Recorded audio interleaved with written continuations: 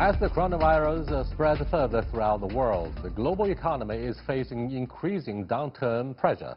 In this context, Morgan Stanley has picked the equity markets of China, Singapore, and Australia as various shelters. Why is that? What does it mean? And as greater efforts are being made by countries and international financial institutions to stem the economic fallout of the coronavirus, how will the global economy perform? To discuss these issues and more, I'm pleased to be joined by Jim Rogers, international investor and author of A Warning to Japan, Hong Hao, chief strategist of the Bank of Communications International, and Professor John Gong from the University of International Business and Economics. That's our topic. This is a dialogue. I'm Yang Rui.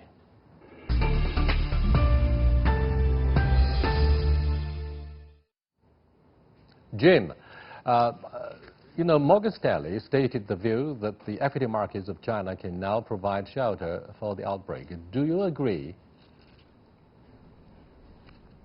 Well, most equity markets have been decimated, and so anything that goes down, one has to look at. I would certainly agree with him about China. The Chinese market is down over 50% from its all-time high. So yes, I certainly agree with him about China. China has done a great job of containing this virus, has done a great job of pulling things together. He's right. They're right about China. They're not right about Australia. They're not right about Singapore. But, who am I to tell Morgan Stanley what to do? Let's quickly have some thoughts from Hong Hao. Do you agree that China is a sanctuary for international capital at this defining moment of fighting the outbreak?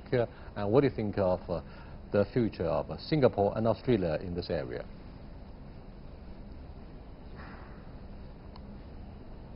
Hong Hao, my question, do you agree that China could be viewed as sanctuary for international capital? And what do you think of the future of Singapore and Australia, which are likewise regarded by Morgan Stanley as a shelter for, the overseas capital? Yeah, well, you have to establish that China could be a risk shelter for the rest of the world. Now, the fact is that, since the correction starting after the Chinese New Year, the Chinese market hasn't really gone down much. If you look at other markets around the world, they are down 10–15% each. But I think the Chinese market is largely holding up well because of the expectation of monetary and fiscal easing. So I think Australia and to a certain extent the Singaporean economies, they are highly correlated or highly linked to the Chinese economy. So it really depends on what's going to happen to China, and also how much GDP growth is going to get hit because of the virus, especially in the first half of the year. Then one probably can't draw that kind of conclusion that Australia and Singapore can be a risk shelter as well. John, the outbreak of the epidemic seemed to have fueled the economic downturn of the Chinese economy since 1.5 months ago. In this context, do you share the same note of cautious optimism voiced by both Roger and Hong Hao that China could be a shelter? Well, when it comes to investment, I'm humbled to talk about it in front of Jim and Mr. Hong. I mean, they are professionals, but I don't mind sharing my 2 cents. I think there are a couple of things behind the conclusion coming out of the Morgan Stanley. First of all, I think this outbreak has a lot to do with weather. I think the southern hemisphere tend to perform better. I mean, we haven't seen many cases, actually only one case in sub-Saharan Africa, for example. Very limited cases in South America, and Australia has been, as well as Singapore, been doing a fairly good job in terms of containing this. And second is, I think, has a lot to do with the technical side of the market. As you mentioned, China, in China's case, I think we're very close to winding down this. So in terms of containing the outbreak, China has done a wonderful job. It is very much consensus worldwide. Now, in terms of the market performance, China, as Jim has already said, China's market has been beaten down for a long, long time. I think since 2015, the market has been in a consolidation mode. I mean, it's been hovering around 3,000 points on and off for a very long time. So I don't see it going down any further. So we're already seeing a base forming pattern here. The Australian market and Singapore market are pretty much the same in our opinion. I mean, they've been hovering around, at current level for quite some time. So I think, the market isn't likely to go down any further. And in addition to this, I also want to point out Australia is a very good buy. The Australian dollar has been hitting the lowest point ever since, so it's pretty cheap to buy equities in Australia. And I think the final reason is that in times like this, you're looking for safety. You're looking for places where capital restriction is relatively limited, money go in and out quite easily, and you want a very stable political environment, and particularly, as I said, in Southern Hemisphere. And in consideration of these factors I alluded to, there are not many places out there you can actually put your money safely there. So I think Australia and Singapore are very good places. Hong Hao, how do you see the series of measures taken by China's central bank in response to the epidemic? Yeah, well, we all have to remember that monetary policy can't sort of cure the virus. I think, just now Professor Gong mentioned that, probably the temperature can ease the contagion effect. But, I think as much as the central bank would like to help, the problem is that monetary policy and also the fiscal stimulus may not be able to ease the contagion effect from the virus. So I would say that the central bank is doing probably just enough. I think especially comparing to the rest of the world, the Chinese central bank is actually not cutting interest rate aggressively because of the domestic inflation pressure here. And also it's doing targeted easing for SMEs to ease the cash flow, the working capital problem they're facing. Let me go to Jim. Now, economists in the mainland predicted that probably we're going to see the end game of what is called the supply-side structural reform of the Chinese economy by the State Council over the past few years. And it's now a turning point with the Chinese government, different levels, getting so close to the end game of maybe it's a little bit early to predict that we are entering the end game of containing the epidemic. But what do you think of, say, the resilience of the Chinese economy in terms of particularly domestic spending?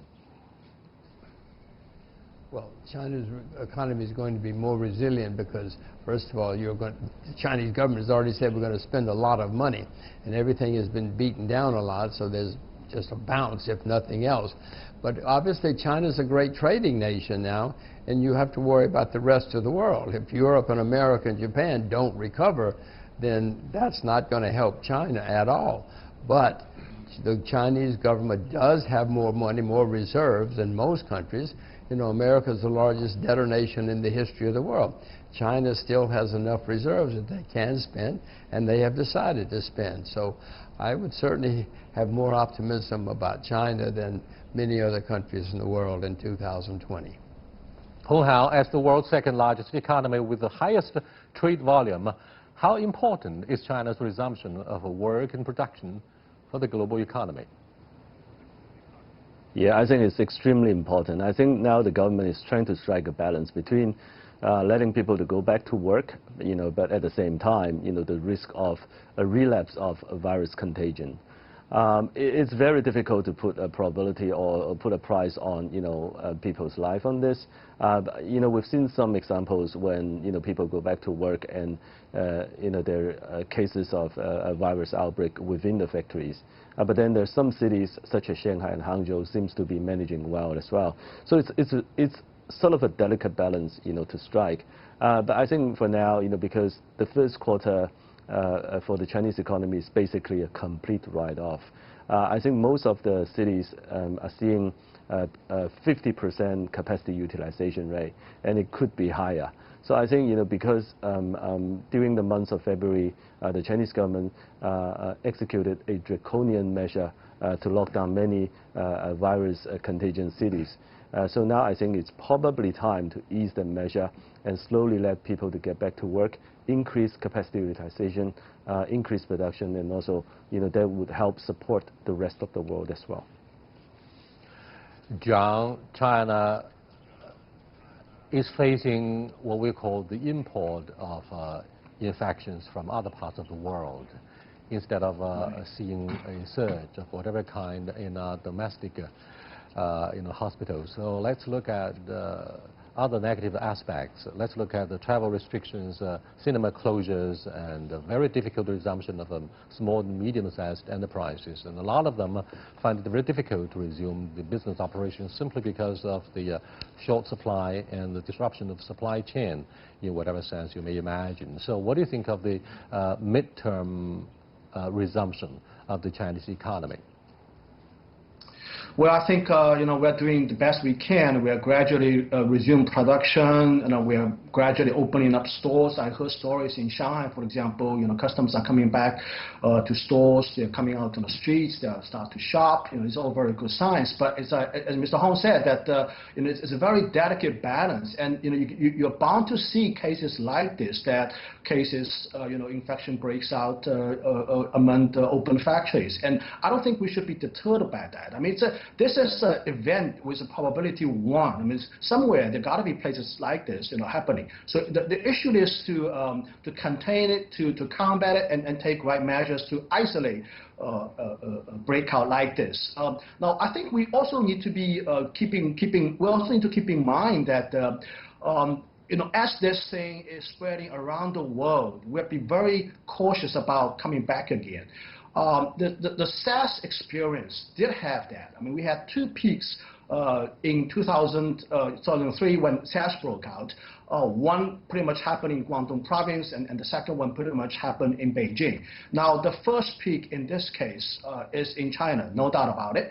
But we have done an extraordinary job of, containing this, and we're really winding down this, in my opinion. Barring currently the Hubei province and the city of Wuhan, everywhere else is actually not see very significant numbers. And numbers actually we're seeing, the single-digit numbers that we're seeing outside of Hubei province, some of them actually associated with people coming back to China. But we have to be very cautious that there's going to be a second peak. We hope we're not going to have a second peak, but there's always a probability out there. And I think it's quite likely, in my opinion, that the second peak probably is going to occur somewhere outside of China. So when it comes to production, I actually worry less about disruption to supply chain, resumption of work, production here in China. I'm more concerned about the disruption to the demand side, especially in international markets outside of China. What you see, what's going to happen, what's happening right now in Europe, in Germany, in Italy, in those places will inevitably have implications for Chinese exports. This is something I think is more worrisome. In fact, some financial institutions cut the global growth rate by half should such epidemic continue. Now, Jim, will our negative list of capital markets and foreign trade be adjusted after the outbreak? Well, of course it will, but at a much lower level, at least for a while. But, we just had a discussion about a second leg. America is not really prepared for this. At the moment, America, they cannot even test 1 million people. This is a country with 325 million people. So the idea that we're going to have a second wave or a second leg is probably correct, because it hasn't really hit in America now. It's starting to hit in America. I don't particularly like saying this since I'm an American, but I can see it's happening. America today could not even test 1 million people. So you can see the potential for much wider virus in the U.S. and a much wider epidemic. And the U.S. is the largest economy in the world. So if the U.S. suddenly starts slowing down or closing down, that's going to affect everybody, including China. China trades an enormous amount with the U.S. Hong Hao, Jim didn't answer my question directly, but let's look at the immediate prospect of our economy. Perhaps we take the allegation of Morgan Stanley very seriously, or too seriously. Let's look at the lack of confidence for the small and medium-sized enterprises. And a lot of them are waiting in the wing to get listed in the New York stock market. At the same time, those who cannot get listed, however, are waiting to be acquired and merged. So do you think this kind of acquisition and merger are likely to gain momentum for the private economy in China? And what do you think of the confidence of investors and consumers? Wow. I think right now, obviously the investor confidence in further investment has been sort of impaired, and many of the investment decision has been delayed. So if the point you raise, the small enterprises trying to get listed or trying to get acquired, is really trying to save them, the timing cannot be fast enough for them to survive. So it is sort of, a long way to try to save them. But then at the same time, we have to recognize that virus spread is a sort of a one-time hit on the economy. It will go away as the weather getting warmer. So I think the most difficult period and the most critical challenge that we're facing is right now, how the central bank and other government entities can help the SMEs to survive this brief period so that, they can get a better listing price and also probably a better acquisition plan by bigger companies in the second half of the year. A little bit more than 10 years ago, when we were struggling to survive the financial meltdown of 2008, the central government in China introduced the massive stimulus package. Here are the debates, Hong Hao. Here are the debates.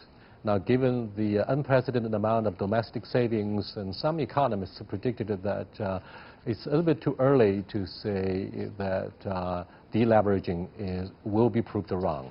What do you think of the structural reform, particularly given the negative impact of P2P, the bubble burst, and all that kind of risks? What do you think of the next steps by the central authorities that should be taken to stimulate the economy? Yeah, well, normally people think of infrastructure spending to stimulate the economy, and many of the provinces actually pulled out very ambitious plans, to spend big on infrastructure. Now, the problem is that because of the virus spread, for the first quarter, many of the local government don't have any proceeds from land sales. So the revenue, the local government revenue actually get hit in the first quarter really hard. The proceeds from land sales is basically zero. So, for them to, on top of the existing debt burden that they have, on top of that, you ask them to incur more expenses, more spending on infrastructure is a big ask for now. For the Chinese household, I think, even though the household's balance sheet is relatively healthier than the local government, the challenge really is that in the past 3 years, because of the housing price, many of the Chinese households actually leverage up substantially. I think the past 2 years is actually the fastest time in human history. You see household leverage up. Now the debt to household equity ratio is about 80%. It is still relatively lower than the rest of the world, but relative to the Chinese standard is very, very high. So I would say that, if you want to push the Chinese balance sheet further into debt, you could, but then, at the risk of a future sort of a debt crisis somewhere down the road. So I think there is sort of a balance that you have to strike looking at the episode we're facing right now. John, here is something sensational from the United States. Federal Reserve slashed interest rates by 0.5 percentage point on Tuesday, a bold attempt to give the U.S. economy a jolt in the face of concerns about the coronavirus outbreak. Now, this is the first of its kind since 2008, and it also marks the biggest one-time cut since then. The issue is President Trump says it's not enough, okay? It's not enough. But what do you think of the rate cut? And what does it mean for the global economy? So far, allies of the G7 failed to respond accordingly. I mean, governors of central banks in other members of the G7 failed to respond accordingly, in line with what the Federal Reserve did. Well, I think this is in response to the political pressure from President Trump. I mean, U.S. economy up to this point has been performing actually quite well. I don't see any signs of, a big recession coming anytime soon, especially in election year. But I think what President Trump is concerned about is more about the stock market as opposed to the economy in general. He wants to save the stock market. He keeps saying that Mr. Powell should decrease interest rate sooner and larger. And you don't want to. I think we shouldn't get into a situation where every country is essentially decreasing interest rate on a competitive basis. I mean, there are countries in the world that interest rates are already in a negative territory, and the United States is not that far away from that, actually.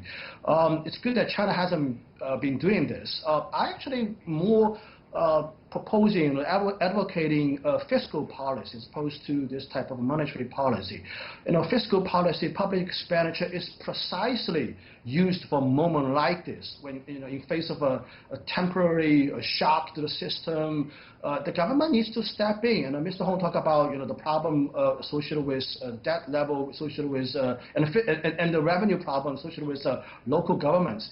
But let's keep in mind, in China's case, the central government's debt level as a percentage of China's GDP is very moderate, actually, compared to many other countries in the world.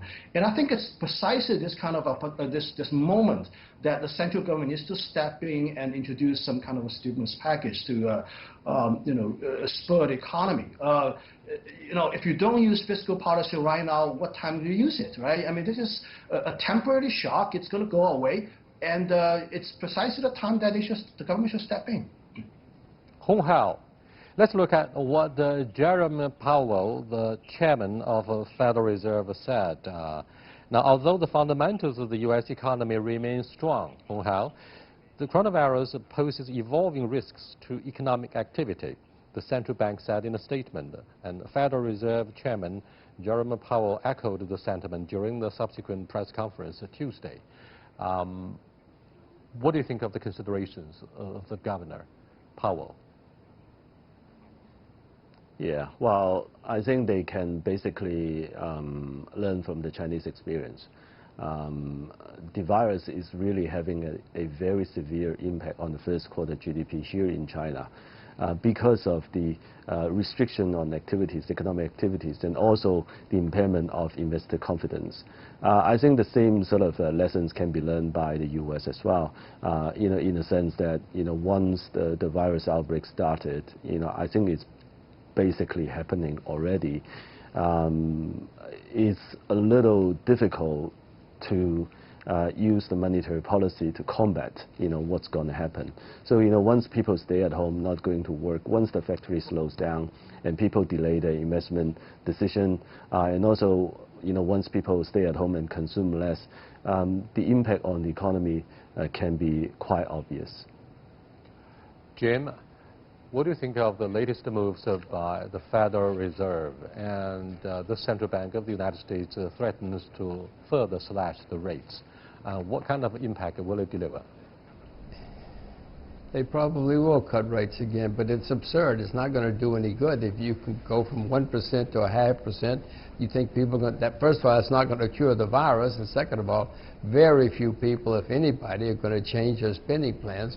The problem is interest rates all over the world are very, very low now. They're negative in many countries. What more can be done? Unfortunately, monetary policy has pretty much done all it can do. If anything can come to the rescue, it would have to be fiscal policy now. But let's say interest rates go to 0 in the U.S. That's only a 0.5 percentage point lower. That's not going to make anybody change their minds and go out and spend money or go to the restaurants or build houses. I'm afraid that the monetary policy, Mr. Trump is screaming for lower interest rates, but I don't take my investment advice from Mr. Trump. Do you think he knows what he's doing? I don't. Hong Hao, I wonder if you know anything about the political background or domestic politics of the United States, because this is an election year, and we saw the signing of a ceasefire agreement between the Pentagon and the moderates of the Taliban in Afghanistan, despite the dismay of the Kabul government. We also saw the latest rate cuts by the Federal Reserve. Now, do you think these measures have somehow been taken as a package to impress and wow the domestic electorate for President Trump? It could be. I think there's bigger fish to fry for the U.S. government right now. Namely, the virus is actually a clear and present danger. I think all countries, whether they are Afghanistan or whether they are engaged in a trade war right now, they should set aside the difference and fight the virus together. So I think whatever they're doing right now, whatever purpose they're serving, is really helping to shore up the already very fragile investor confidence to a certain extent. So I would say that this year is a critical year for Donald Trump, because a good economy and also a strong stock market, historically tend to augur well for his re-election. So I think he's trying all out, pulling all stops to ensure those two factors to be in place. John, I wonder if you have also noticed the latest policy moves by the Pentagon and perhaps other similar policy options by the White House to impress the electorate at the defining moment of the primaries. I totally agree with that. I think getting re-elected is a very high on his priority list for President Trump right now. He senses that there are many corners of America that are not very happy with him. Look at the voter turnout on Super Tuesday. The minorities are coming out to vote, the blacks, the Hispanics. So I think he certainly have a very large concern for that. And I think Joseph Biden does have a chance to beat him. So I think he's trying to do everything he can to, boost up his standing during this election. I think it's going to be quite different this time. Some of the swing states, the people used to vote him last time, especially... John, excuse me, I don't want to talk further about the domestic politics, and particularly the primaries. Okay. Let me go back to Jim. Jim, I've heard some allegations that this outbreak of the epidemic will unfortunately help further decouple the two biggest economies. And that will be the early signs of alienation between these two biggest economies. Do you buy this idea? Very quickly. Well, of course. I mean, America is going to have economic problems, which will affect China, and all crises cause changes, and whether we like it or not, this is a crisis, and it's going to get worse in America. And America hasn't had an economic problem for 12 years. It's the longest in American history. We're very overdue for an economic problem. We will have one. That will cause concerns in Washington. They'll blame it on China. So no, you're going to see more. You're going to see more shouting, Young Ray. Hu Hao, what do you think of the opinion of Jim, Roger? And, yes, go ahead. I agree with Jim. But basically the relationship between China and U.S. Can be changing in the coming future, in the sense that historically Chinese produce and then U.S. consume. But now the U.S. policy is really trying to bring jobs back and work back to the U.S.